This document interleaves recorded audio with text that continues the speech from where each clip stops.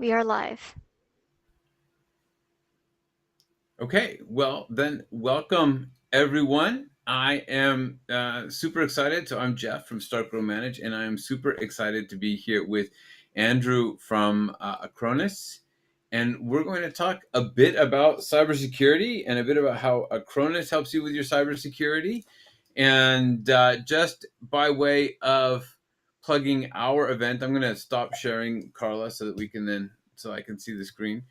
We have coming up our event on the 17th, which is the Sarco Managed Training Day, sponsored by Acronis, where we will be bringing in Department of Homeland Security, CISA, to share their tools and how you can use their tools in conjunction with tools like Acronis and others to deliver better cybersecurity results to your prospects and clients.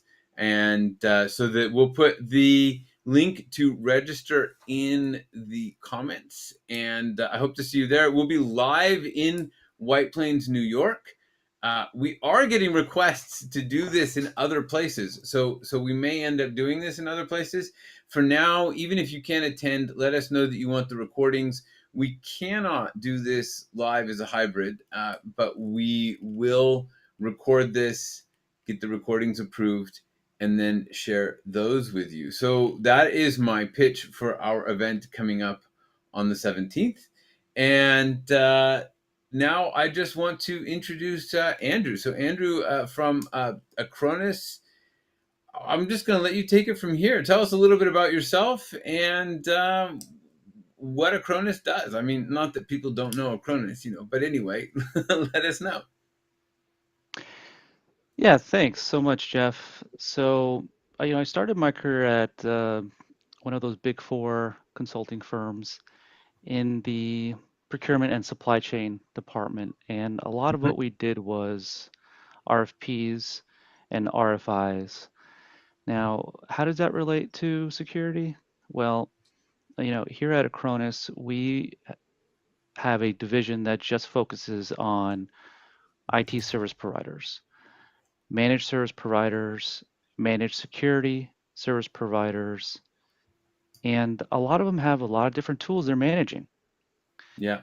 Um, yeah, so just as a quick story, there was a recent MSP that was using over a dozen tools to manage their business, and this was a MSP that had about 15 employees. So with Acronis, they lowered that down to a handful of tools. Okay, so a lot of with, looping back to where I started my career, the purpose of all these RFPs and RFIs at those consulting firms were to do something called rationalize the supply base. That's just a way of saying to identify the better suppliers and to say goodbye to the suppliers that are not that strategic, say Yeah. goodbye to the suppliers that are more transactional. And that's what we're bringing here to the MSP marketplace, where um, there's a way to run business a lot smoother, more efficient, more productive, lower cost per technician, and by the way, have a lower attack surface. And that relates it to cybersecurity, right? So, So I, go ahead, sorry. well, I was going to say, so let me ask you, like one of the questions that we like to ask is, what is the problem that you solve for MSPs? And I think you're kind of addressing it here, but I'm going to see if I can rephrase that in a way that makes sense, and then you can correct me and let me know where I got it wrong. So it sounds like what you're saying is Acronis is going to help you sort of rationalize your stack and the tools that you use. So rather than using 12 tools, you might use 5 tools, and Acronis is helping you do that. And you also are very active in terms of data security and cybersecurity, right? Oh yeah, very much so. So, we're a proven security provider by third-party independent software evaluators, right? But Mm-hmm. even before that, as you said, IT has changed over the years, right? The cloud introduces more risk in terms of gaps or potential attack vectors, as they say. So these days, another way of thinking of it is that there's a lot of attack surfaces. So there's BYOD, things like shadow IT, things that are out of compliance with um, business approved business processes. So, So tell me, and what do you mean by what do you mean by attack surfaces? that's just a way of simply put, it's ways that threat actors could get in, Okay. So right? different areas. So when you say BYOD, you're saying like bringing your own device that creates another way, another attack surface for a threat actor to get into. Absolutely, right? Hmm. Shadow IT also. Using tech outside of company policies happens all the time. Even if an organization, let's say a law firm that has 40 employees, even if they have policies that are meant to put limits and guardrails around purchasing software or you know or products or hardware that is not approved, there's also the risk of people just expensing it off their own budget, right? Yeah. I used to do that all the Now, time. of course, and so it's the smoothest process is usually what's being done at a lot of Yeah. organizations that are you know less than 100 employees, right? But with Acronis, there's ways around that. So um, one of the first pillars of the NIST cybersecurity framework is to identify the attacks. The is to identify in general. It's called identify, right? But part of Yeah. that is to identify the attack surface, and Acronis can help with not only the identify pillar of the NIST cybersecurity framework, but actually all six of them. Recently they added a sixth one, govern. So So so yeah. how does Acronis work? How do I use it? How do I put it into play with if I am an MSP? So in the space that we play in, it is it's a physical software. It's a software that's installed either on a laptop, desktop, Android device, iOS device, iPad, virtual machine, physical server, Hmm. NAS device like Synology, whether it's local in a local area network or if it's out in the cloud, it doesn't Sure. matter. That's one of the key strengths of Okay. Acronis is that it's extremely flexible. So So I can install it it it's anywhere, right? And then what do I need to do from an organization standpoint to make it work? Like what is how do I bring that, how do I bring it into the organization? yeah, great question, Jeff. So this is where a lot of the Acronis training comes in. So, there was an MSP that recently became a customer of ours, and they were able to get their technicians trained on this tool. Um, why do training? The training results in half as many support tickets when someone knows a tool, right? Yeah.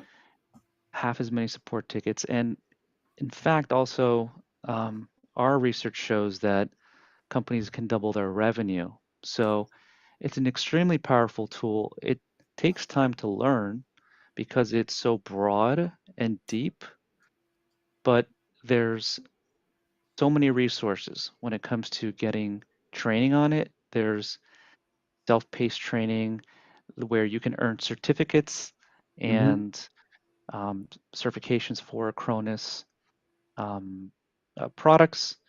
And that can be very specific on, for example, email security. You could become a specialist in email security. You could become a specialist in disaster recovery. And the training courses allow you to specialize in those things. Then So there's can engineers, you walk me you through know. sort of a use case for an MSP, how they recognize that it's time to have a conversation with you, what their situation looks like before they work with you, and then what their situation looks like after they start working with Acronis? Yeah, sure. So, we just helped an MSP land a deal for 800 email security inboxes, Mm-hmm. where that MSP looped me in, and my technical team to run a demo with the end customer in the meeting as well. So, we did that because that particular MSP was not yet trained and ramped up yet on the email security service, and that's perfectly fine, right? And so again, there's so many resources available to an MSP. So in that scenario, they went from managing a customer that was constantly having issues with spam, and they suffered we call it a business email compromise. So, for example, this is a scenario where an email comes in with an identical email address from a supplier saying, um, we've changed our bank. Here's the Our bank new, account. Yeah, I've seen that. yeah, happens every day in America, Yep. which, you know, I mean, I think a lot of small businesses and MSPs feel a shame and stigma of suffering a breach or Hmm. a cyber attack. The reality is it should be talked about more, right? It's kind of like how mental health was more stigmatized 20 years ago, and now it's more common for people to talk about these things, right? So the stigma has Yeah. gone in society, Yeah. right? That needs to happen with security.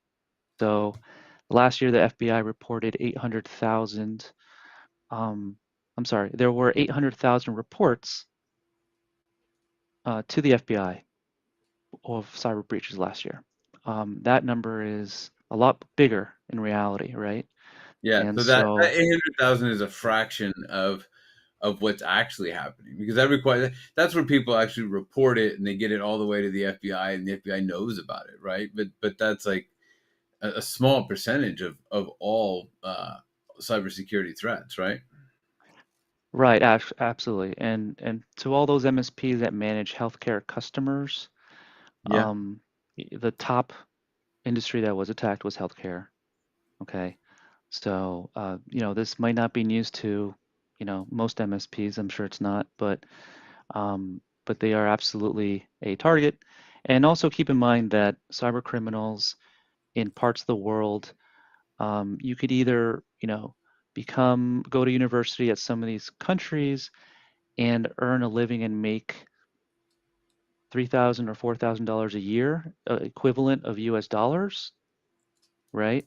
Or, you can do a phishing campaign by email and send emails out to thousands of American businesses. yeah, And all you need to do is land one and get a payment of $10,000.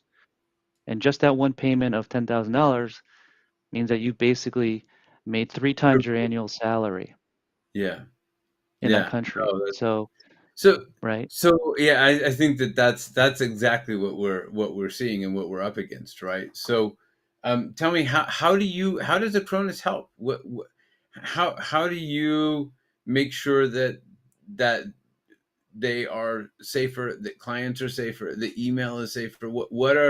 How does your system work? I think one of our key advantages is we have a third of our staff in research and development.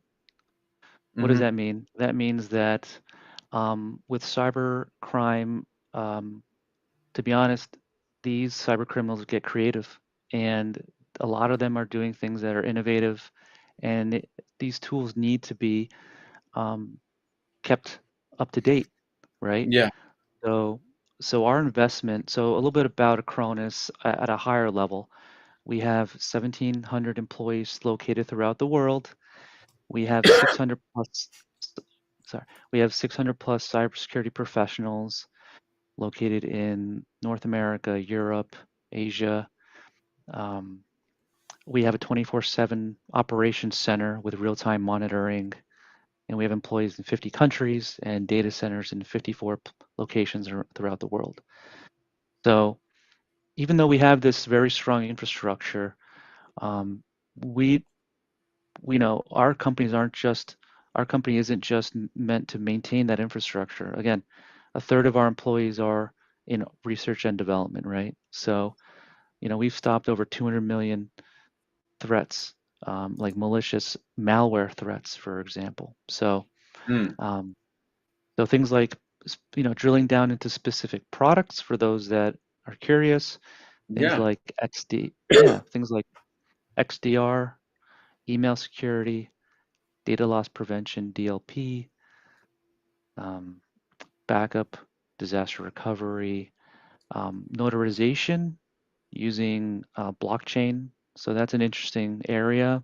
So, with AI, it's easier to make fraudulent documents. So, blockchain is considered like notary 2.0, right? Yeah. Where you can Interesting. have full faith of a deed, of a contract, and digital notarization, right? So, um, also we have ticketing tools. So, uh, MSPs can manage their tickets.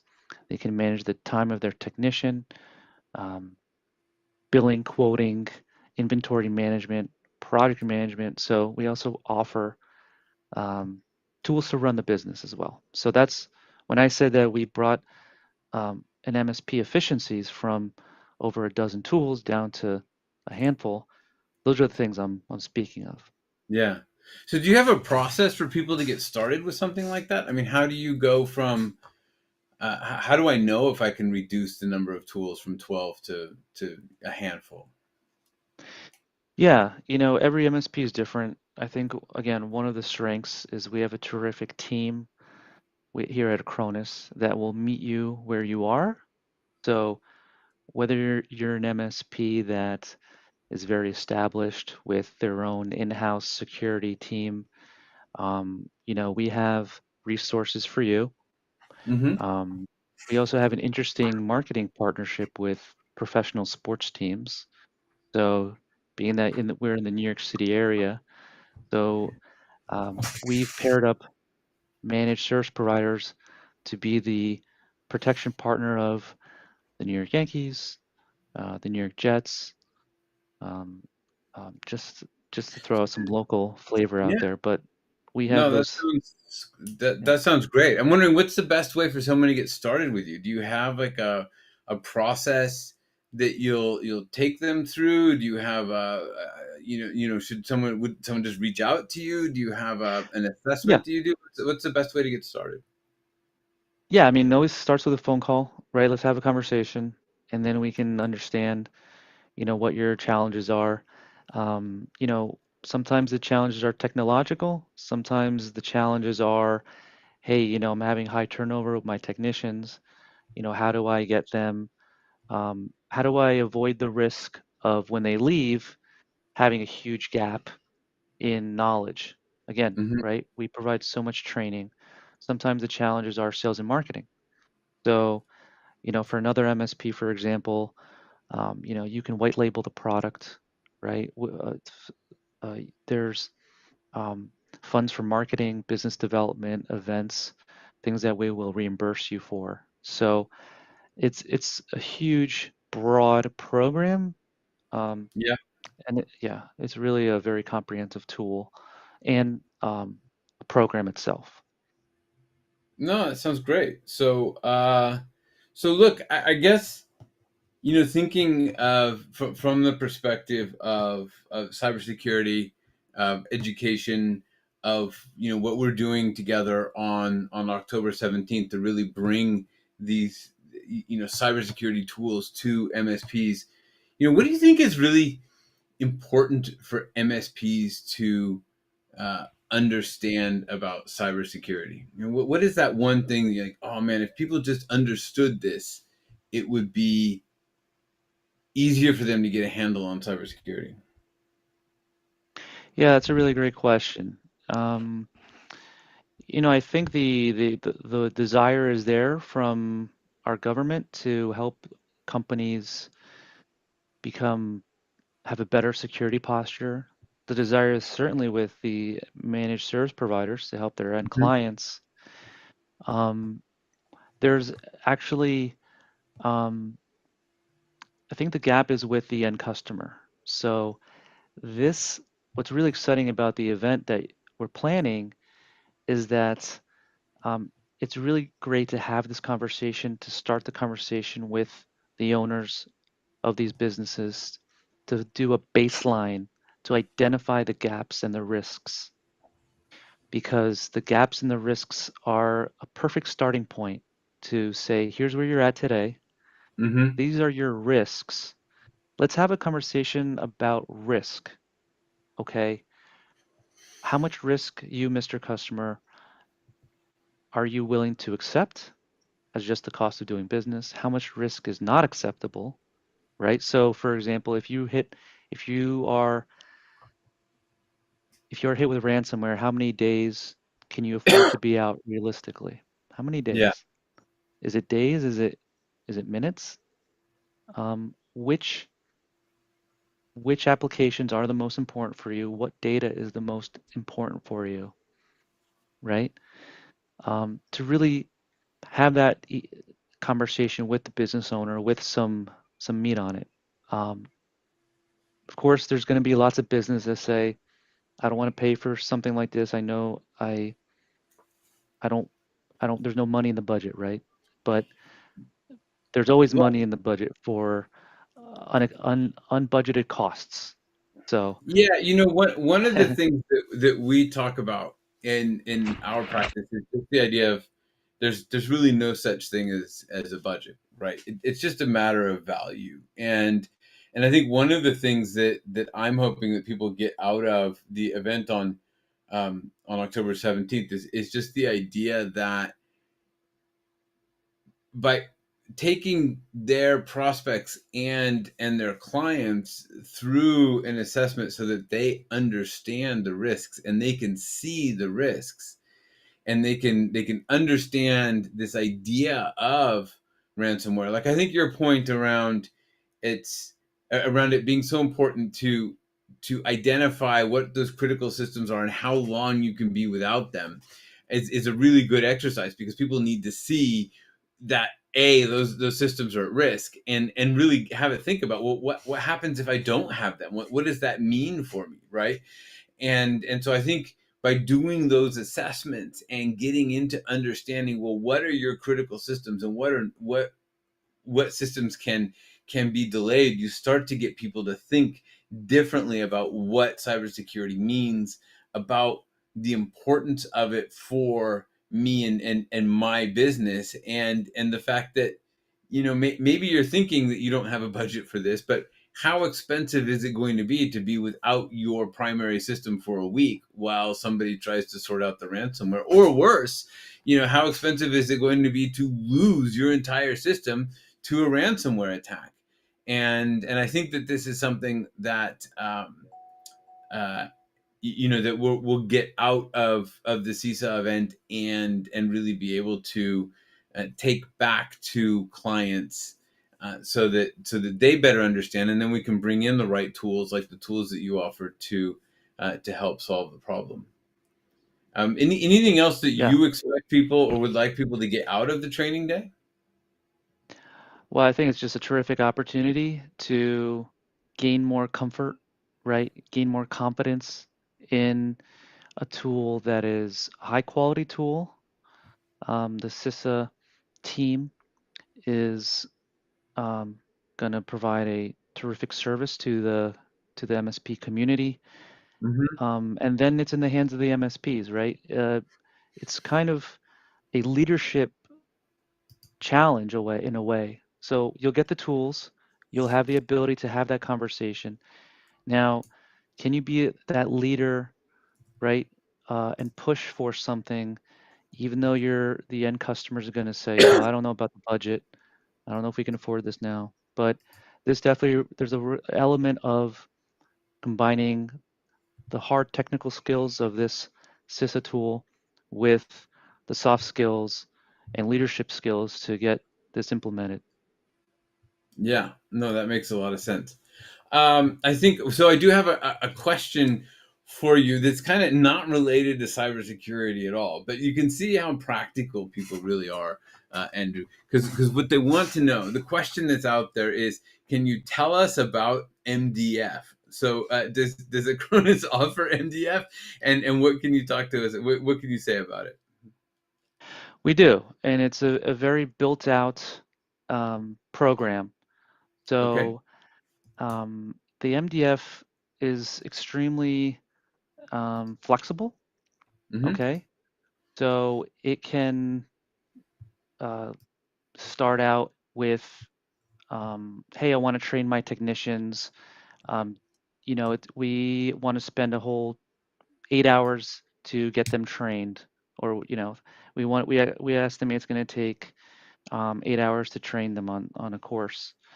Yeah. We you know uh, Now there's a cost for that, right? There's a cost for that. So you're a Acronis account manager. So another thing you'll get an Acronis account manager will um, um, get approval for expenses that are training, for example.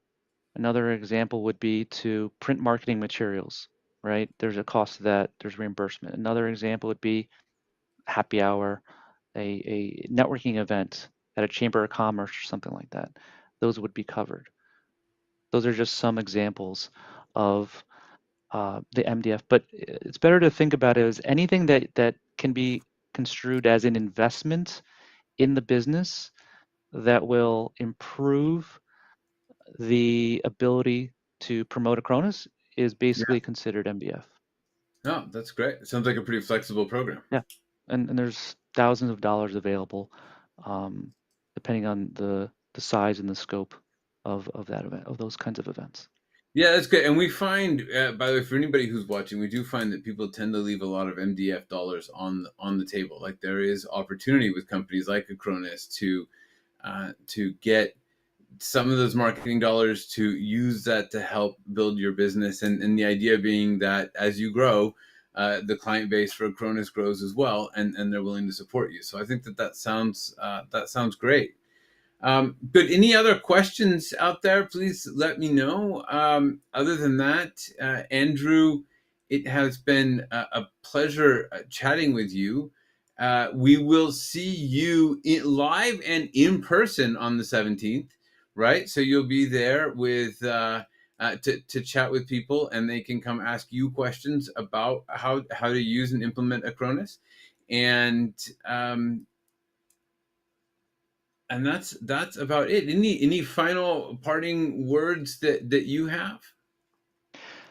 Well, just thank you for your attention. I empathize with what it takes to run a MSP or an MSSP. It's definitely a challenge, and just we're here to help you succeed. So it was a pleasure speaking with you, Jeff. That's great. Likewise, Andrew. Tell me, so anybody watching this who wants to get in touch with you and learn more about Acronis and get started with the process, how do they reach out? Yeah, so my email would be andrew.lascar, like NASCAR, but with an L, Good. at acronis.com. So andrew.lascar@acronis.com, and you can reach out to Andrew and he can help you get set up with training, with tools, with assessments, with NDF, all of those good things. And I think that sounds like something worth doing. And then if you want to chat with him about all that and get more details, then we'll see you on October 17th. If you haven't registered yet, I don't know why you haven't registered. So go ahead and do it. The link is in the chat.